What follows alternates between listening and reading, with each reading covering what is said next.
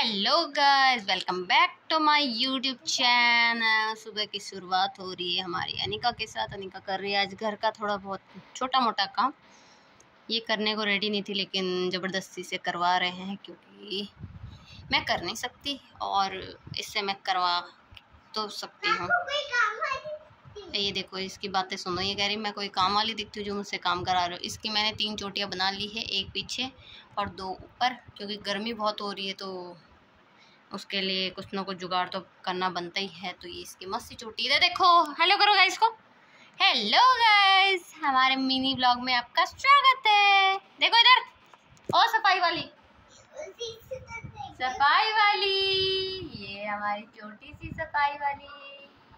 Guys, आज के blog को यहीं पे एंड करते हैं। उम्मीद है आपको आज का ब्लॉग पसंद आए। ब्लॉग पसंद आए चैनल को सब्सक्राइब करना ना भूलिए। मिलते हैं कल एक नए ब्लॉग के साथ। Thank you guys, bye bye.